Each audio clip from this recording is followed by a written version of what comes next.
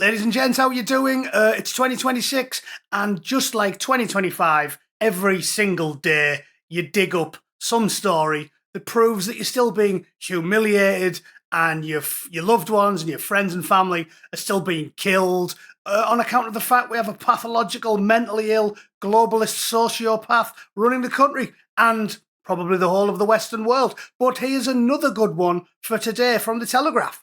Dozens of mentally ill offenders gone to kill after secret release.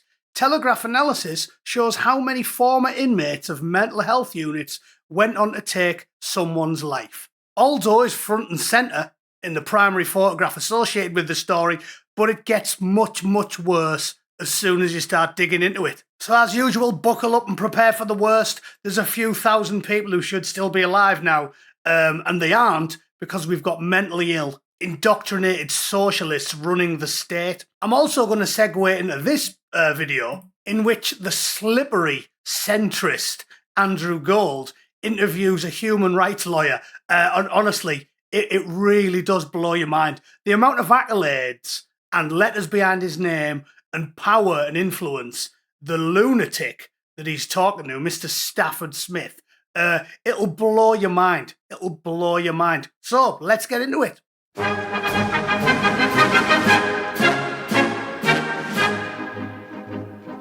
Right, first things first, this piece from the Telegraph is by Martin Evans, the crime editor, and he reports that at least 30 dangerous mental health patients secretly freed from high security hospitals have gone on to kill people in recent years. Around 250 violent offenders are detained in institutions such as Broadmoor, Rampton and Ashworth each year after courts decide they are too mentally ill to go to prison. Many, like the Nottingham killer Valdor Callachane, are told their conditions are so acute that they are unlikely to ever be freed. Yeah, unlikely to ever be freed. That sentence is like every single sentence uttered by all of our leaders. It's unlikely to ever be true. Figures obtained by the Telegraph reveal that 55% of those sent to secure hospitals are quietly freed within 5 years. 5 years. Let me repeat that. More than half of the raving lunatics that are a threat to your wives and children are freed quietly within 5 years of getting there. 90% of them are freed within 10 years of getting there, and 99% within 20. So that fiction you hear, when some raving lunatic butchers a load of women and kids, and the left-wing lawyers, who are all getting paid exorbitant sums of the taxpayers' money, go on television and go, yay, they will never be freed under the Mental Health Act. They will be freed. Oh yeah, they'll be slipping a carving knife between an old lady's kidneys, usually within 5 years of being sent to prison, and if not within 5, pretty much guaranteed within 10. Analysis of available data reveals that from 1993 to 2019, at least 30 dangerous mental health inmates were freed from secure hospitals and then went on to kill people. Marvellous. Around 500 are quietly released from high or medium security mental health institutes every year under a system with little transparency or scrutiny. Valdor Callachane is, of course, the cherry on top of this dogshit Sunday, because Valdor Callachane shouldn't have been in the country in the first place. But don't send me off down the immigration rabbit hole, or I'll punch a few more holes in my desk with a rage boner. Unlike parole board assessments, the hearings are completely closed, with no public or press allowed. Even the families of the victims are barred from attending, because of course they are. And some of those successfully applying for release will have carried out the more serious crimes, including murder. Brilliant. Now, I'm not going to bore you by reading you the entirety of the story. I'll put a link to it for those of you that want to read it, although I think it is behind a paywall, the Telegraph. Short version is, the government don't care about you. They never have. That's why when at least 250,000 dusky foreign chaps were rogering children for 25 years, the police and the government and the MPs didn't do anything about it. Okay, so we know that's happening. It's not hyperbole to say so.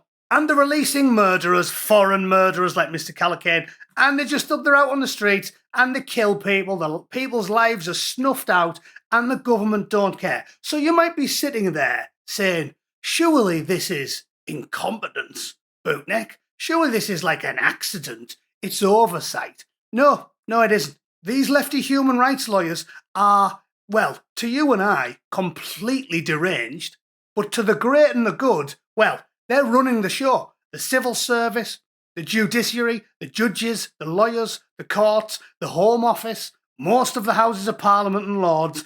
These people are ideologically captured, and that is going to lead me neatly onto the clip I discussed earlier, because honestly, I'll just play you 60 seconds of it.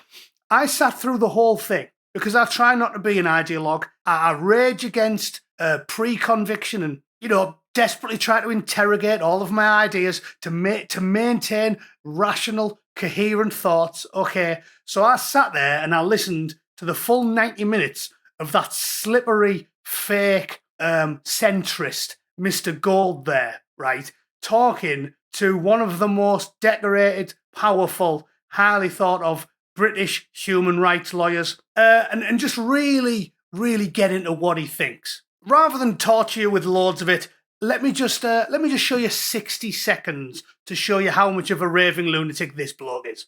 Putting someone away, we've got to do something, right? And I'm sure you agree. If someone I don't. I probably don't agree with what you're about to say. I think I don't agree with the alternative either, which is putting someone in prison for life. No, of course not. Okay, because I was going to say, but you might agree with this point, that's also a hell of a thing to do. No, it is terrible. It's the death penalty and a slow thing, but I don't agree we should put people in prison. I think that's a terrible idea. What do we do with like a Charles Manson? No, let's just start at the beginning, okay? Your wife, I believe, is Argentinian? Yeah. And what's her name? I don't know if she likes you don't want to say it. All right, well, let's call her Angela. Yeah. I want you to look me in the eye. I'm the prosecutor, and your wife is sitting here. I say she's murdered someone in a nasty way. Look at her over here, right? I want you to say, dear wife, I'm sending you to prison for a long time. Are you going to do that?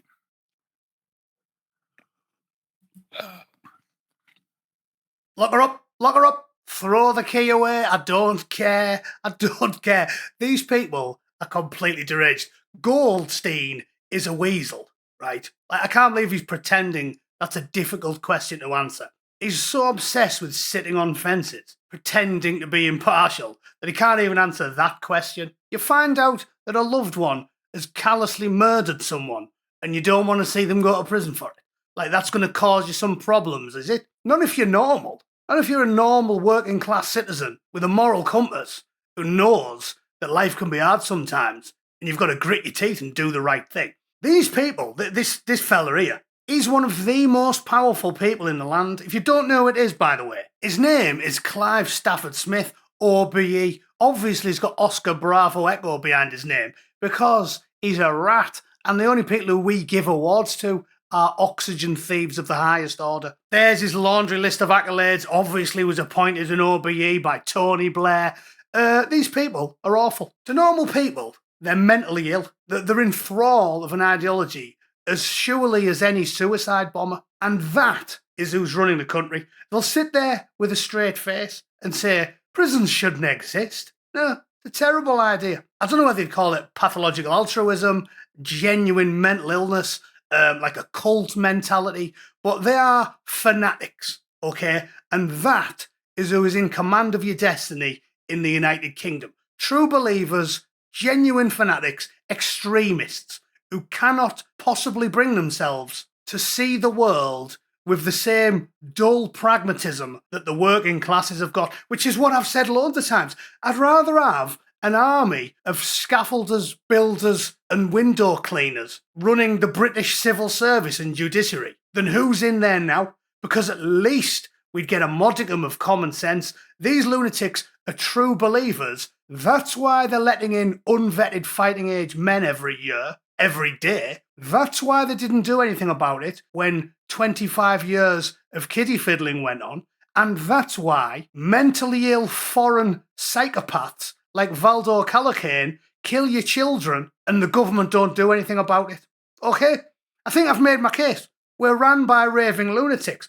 When we win, we need to go through the civil service and the British judiciary, the entirety of the legal system, like a dose of salt, rip it out root and branch, And we don't even need expertise. We don't even need expertise at this point. How well educated do you need to be to know right from wrong when you're looking into the eyes of a stone cold killer?